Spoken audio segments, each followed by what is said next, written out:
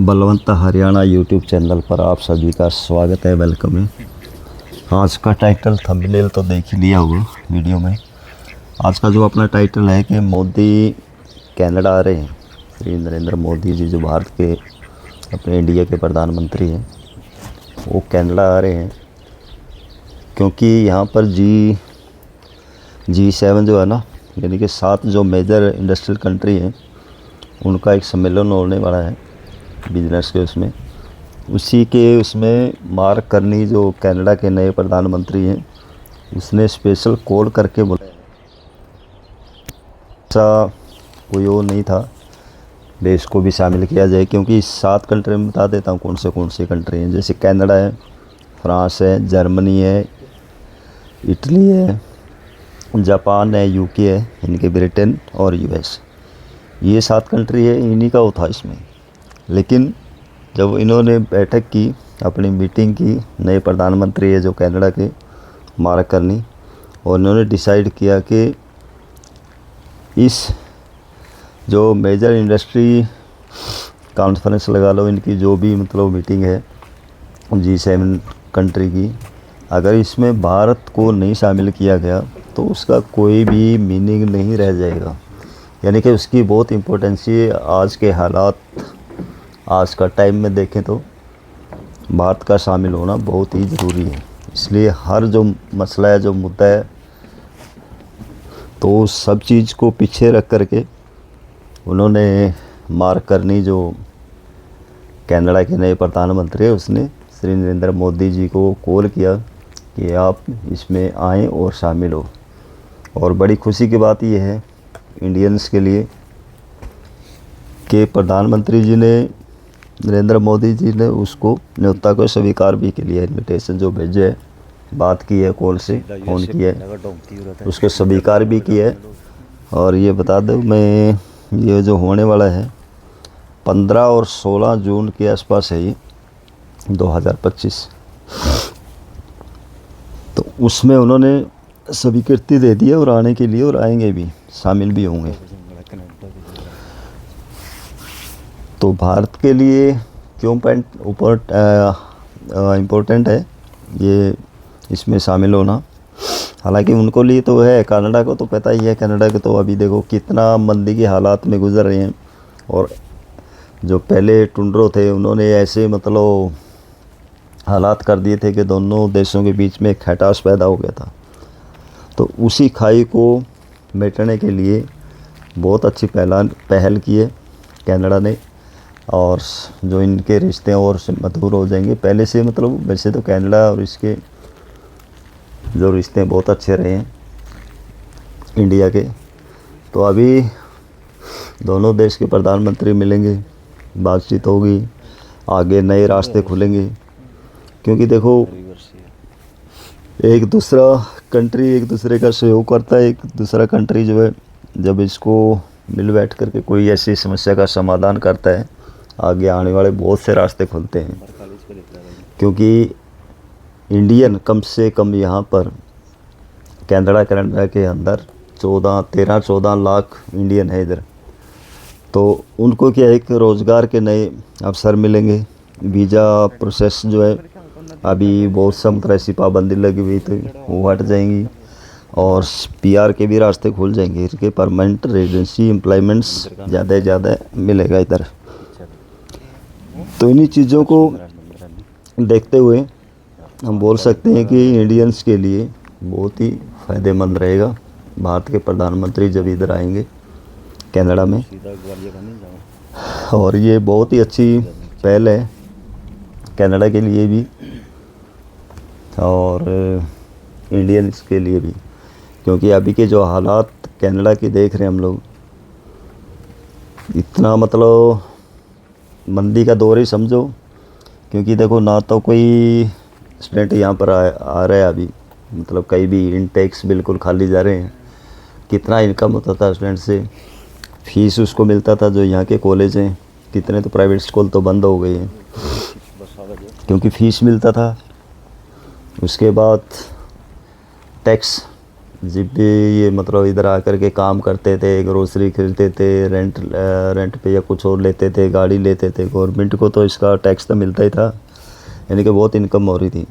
उसके बाद टूरिस्ट आते थे, टूरिस्ट भी यहाँ पर आएंगे तो कुछ ना कुछ तो ग्रोसरी या कुछ खर्चा तो करेंगे यहाँ करके, उससे भी टैक्स मिलेगा। या ट्रैवलिंग करेंगे, यहाँ की बस है जो उसमें करते हैं, क्योंकि बसों की सर्विस अच्छी है, लोग बसों में ही ज़्यादातर वो करते हैं, टैक्सियों में करते हैं, होटलों में रुकेंगे, यानी कि टैक्स तो गवर्नमेंट को जाएगा इसमें। यानी कि गवर्नमेंट को बहुत फ़ायदा होगा उसका। अभी तो हालात ऐसे हैं कि रूम बहुत से खाली पड़े हैं, और यानी कि नया बंदा कोई आ नहीं रहा। और मंदी का इतना वो था कि पीछे तो बल्कि गवर्नमेंट ने जो है ना, जो जीएसटी था, यानी कि गुड्स टैक्स जो लगा हुआ था, सामान ख़रीदते थे हम लोग, क्योंकि मैं अभी कनाडा में हूँ, टोरंटो में, तो मैं खुद देखा कि मार्केटों में टैक्स फ्री कर दिए, यानी कि जो भी सामान लेंगे उस पर टैक्स नहीं लगता था, ज़ीरो टैक्स। पहले तो टैक्स आता था उस पर जुड़ करके, लेकिन अभी हम लोग कुछ सामान लेते हैं तो टैक्स नहीं लगता है। यानी कि उसका की हो गया कि उनको ये पता है कि अपने जो यहाँ के नागरिक हैं, कनेडियन है, उनको टैक्स देना पड़ रहा है, उनके ऊपर एक्स्ट्रा बोझ पड़ रहा है, इसलिए उन्होंने 2-3 महीने के लिए टैक्स बिल्कुल फ्री कर दिया था हालात को देखते हुए। तो उन्हीं चीज़ों में बहुत सुधार होगा, तो इंडिया के लिए बेनिफिट है और कनाडा के लिए भी इस चीज़ का बेनिफिट है कि दोनों प्रधानमंत्री जब बैठ करके उसका एक नया रास्ता खुलेगा इंडियंस के लिए। वीज़ा जैसे बहुत सा अभी सख्ताई किया हुआ था, एयरपोर्ट्स में भी बहुत से को डिपोर्ट भी किया गया, और जो वीज़ा प्रोसेस था उसमें भी बहुत टाइम लगता था।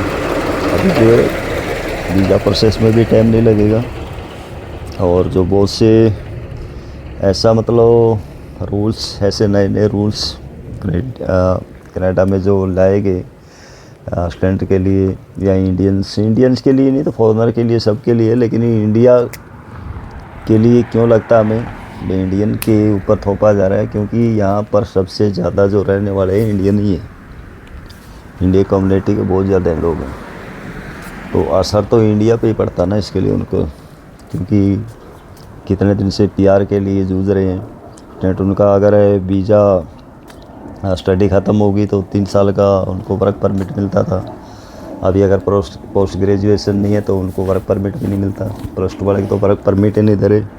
और जो प्राइवेट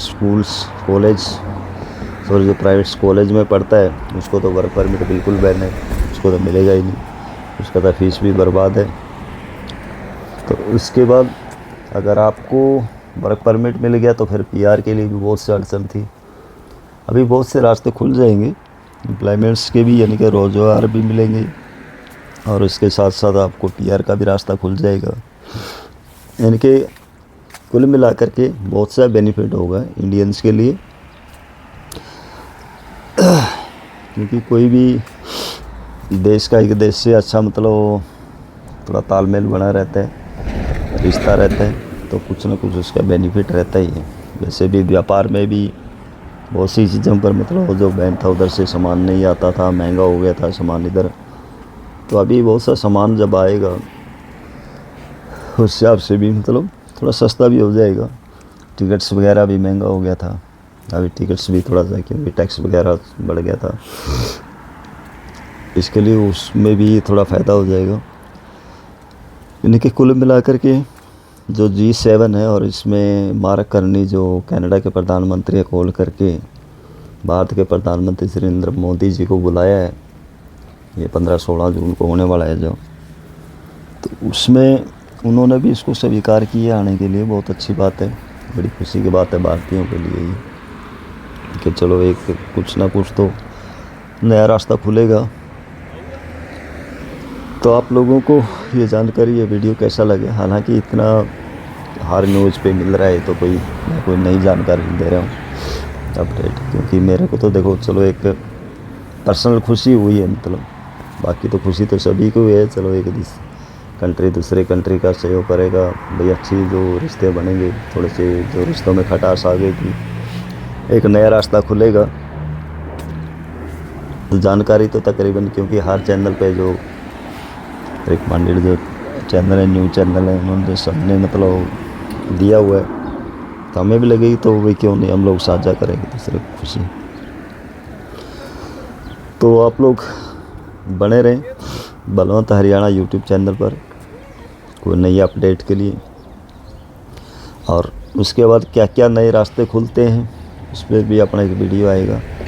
वीडियो थोड़ा 1-2 दिन लेट आता है क्योंकि रेडी नहीं होता, कभी कभी ऐसा कोई टॉपिक रह जाता है, क्योंकि हम लोग जो टॉपिक बना रहे थे एक्चुअली में हमारा जो वीडियो रहता है बलवंत हरियाणा यूट्यूब चैनल का, वो रहता है कनाडा के बारे में नई जानकारी, नई रोज़गार, या मतलब नए जो बंदे आ रहे हैं उनको कैसे हेल्प हो, ताकि वो एजेंटों के दलालों के चंगुल में नहीं फंसे। डायरेक्ट अपना वीज़ा निकलवाना है, या इधर आने के बाद आपको रूम रेंट पे लेना है, या फिर आपको मतलब सफ़र करना है, उसमें कैसा करना है, ये सभी चीज़ों पर ही अपना रहता है। यानी कि नया बंदा को कोई तकलीफ़ ना, कोई दिक्कत ना हो, कोई प्रॉब्लम ना हो, और उसके मन में ये नहीं रहे कि मैं भाई दूसरे कंट्री में जा रहा हूँ, उधर कैसा रहेगा, मैं कैसा रुकेगा, मतलब इतना खर्चा किधर से बहन होगा। ये सभी प्रॉब्लम का सोल्व करने के लिए हम लोग इस पर वीडियो बनाते हैं, क्योंकि हम लोग कोई प्रोफेशनल भी नहीं है और कोई एजेंट भी नहीं है।